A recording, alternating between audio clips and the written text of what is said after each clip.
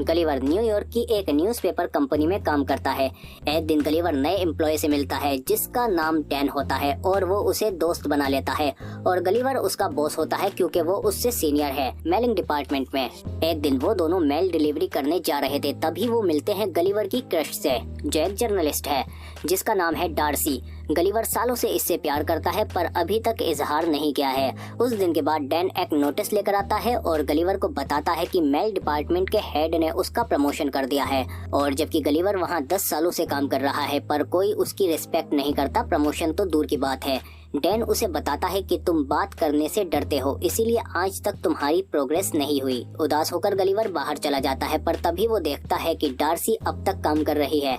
Gulliver हिम्मत करके उसके केबिन में चला जाता है पर इस सब में वो है तो नौसिखिया ही, इसीलिए एक रैंडम पेपर उठा लेता है। डार्सी उससे पूछती है कि क्या तुम ट्रेवल राइटिंग असाइनमेंट भरना चाहते हो। नर्वस होकर गलीवर हाँ कर देता है और अगले दिन वो ट्रेवल ब्लॉग का पेपर सबमिट कर देता है और इंटरनेट से कुछ आर्टिकल्स को अपने ब्लॉग में कॉपी पेस्ट कर लेता है और अगले दिन डार्सी को दे देता है, जिससे डार्सी उसकी राइटिंग स्किल से काफी इम्प्रेस हो जाती है और उसे एक नया काम बताती है। वो कहती है कि तुम बर्म्यूडा ट्रायंगल पर जाओ और वहां गायब होने वाले शिप्स पर आर्टिकल लिखो। डार्सी को इम्प्रेस करने के चक्कर में गलीवर मान जाता है और डार्सी भी उसके लिए बोट वगैरह का अरेंजमेंट कर देती है। अगले दिन गलीवर बर्म्यूडा ट्रायंगल के लिए उड़ान भरता है और वहां पर एक आदमी से मिलता है जो गलीवर के लिए एक बोट का अरेंजमेंट करने वाला था और उसे बताता है कि बोट कैसे चलानी है। आपकी यात्रा बहुत सरल है क्योंकि बोट ऑटोमेटिक है। फिर गलीवर बर्म्यूडा ट्रायंगल के लिए अकेला ही निकल जाता है। शुरू में कुछ घंटे तो एंजॉय करता है, रोबोट बनाने की बुक पढ़ता है और फिर बाद में वो सो जाता है। जब कुछ देर बाद उसकी आंख खुलती है तो वो देखता है कि उसके सामने एक बड़ी सी लहर है। समुद्री तूफान देखकर वो जल्दी से लाइफ जैकेट पहन लेता है और इतने में ही वो टॉर्नेडो उसकी बोट को अपने अंदर खींच लेता है। कुछ देर बाद जब गलीवर को होश आता है तो वो अपनी बॉडी को हिला नहीं पाता। जब वो गर्दन उठाकर देखता है तो वो हैरान हो जाता है कि उसके सीने पर छोटे छोटे लोग चढ़े हुए हैं। उनका लीडर खुद को इंट्रोड्यूस करता है as a commander Edward of Lilliput. जब कैमरा जूम आउट होता है तो हम देखते हैं कि छोटे छोटे लोग उसके चारों ओर खड़े हैं और उन्होंने उसे लकड़ी और रस्सियों वगैरह से जमीन पर बांध रखा है। कमांडर गलीवर को एक बीस्ट कहकर बुलाता है। इतने में ही गलीवर खुद को आजाद कर लेता है बहुत ही इजीली। वो सोचता है कि सपना देख रहा है और अपनी आंखें बंद कर लेता है। एडवर्ड सिपाहियों को ऑर्डर देता है कि इसे नीचे गिराओ और सोल्जर उसे नीचे गिरा देते हैं और गलीवर बेहोश हो जाता है। और जब उसे होश आता है तो वो देखता है कि उसे एक गाड़ी पर बांधकर लिलीपुट किंगडम में ले जा रहे हैं और लोग बीस्ट को देखने के लिए घरों से बाहर आने लगे और वहां पर गलीवर को लिलीपुट के राजा थियोडोर के सामने पेश किया जाता है। पर राजा की बेटी प्रिंसेस मैरी उसकी हालत पर काफी अफसोस करती है और एडवर्ड से पूछती है कि इसके साथ इतनी सख्ती करना जरूरी है। एडवर्ड बताता है कि ये हमारे दुश्मन राज्य ब्लेफूजिया का जासूस है। और फाइनली गलीवर बोलता है और राजा से पूछता है कि मैं कहां पर हूं, जिस पर राजा का सेक्रेटरी बताता है कि तुम दुनिया के सबसे महान साम्राज्य लिलीपुट में हो। अगले सीन में हम देखते हैं कि गलीवर को एक जेल में बंद कर दिया गया है। वहां वो एक और कैदी से मिलता है जिसका नाम होता है होरेशियो और इन दोनों को यहाँ पर एडवर्ड ने ही कैद किया है। फिर वहाँ एडवर्ड आ जाता है और उसे धमकाता है कि अगर वो चाहे तो उसे जिंदगी भर कैद में रख सकता है। फिर एडवर्ड उन्हें खेत में ले जाता है और उनसे वहाँ खेत जुतवाता है पर तभी उन पर उनका दुश्मन राज्य ब्लेफूसिया हमला कर देता है जिनका प्लान प्रिंसेस को किडनैप करके महल को आग लगा देने का है। एडवर्ड महल की तरफ भागता है और सिपाहियों को आदेश देता है कि कोई राजकुमारी को नहीं बचाएगा, उन्हें सिर्फ मैं बचाऊंगा। पर होरेशियो गलीवर से कहता है कि एडवर्ड टाइम पर नहीं पहुंच पाएगा। तो फिर गलीवर इजीली ब्लेफूशियन सोल्जर को उठाकर नीचे फेंक देता है और प्रिंसेस मैरी को बचा लेता है।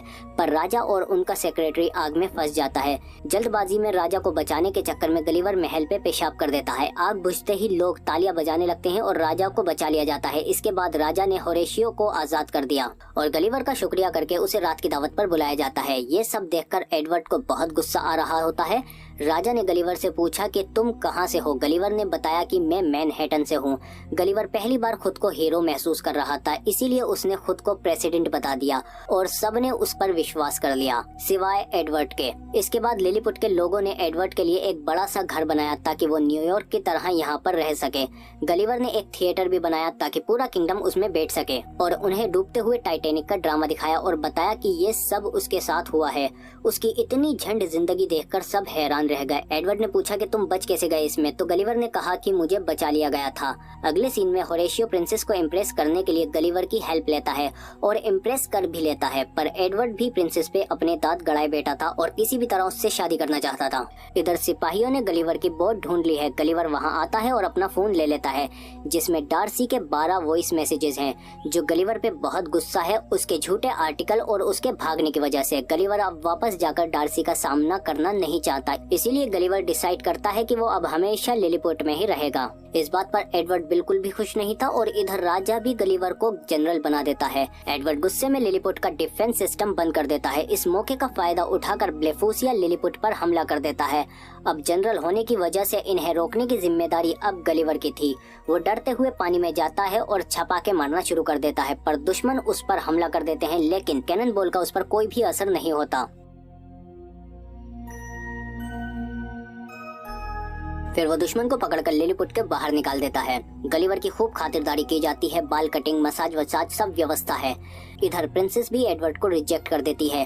गुस्से में एडवर्ड दुश्मन से जाकर मिल जाता है और उसके आदमियों को गलिवर की बोट से रोबोट बनाने की बुक मिल जाती है, जिसकी मदद से वो लोग एक बड़ा सा रोबोट बना लेते हैं। दुश्मन एक बार फिर से अटैक करता है। गलिवर फिर से छोटे छोटे लोगों से लड़ने के लिए तैयार था, पर वो हैरान हो जाता है जब सामने देखता है एक विशाल रोबोट। एडवर्ड गलिवर को चैलेंज करता है। गलिवर के पास एक्सेप्ट करने के अलावा कोई और रास्ता नहीं था। वो रोबोट को पीछे ढकेलने की कोशिश करता है, पर रोबोट उससे ज्यादा ताकतवर था।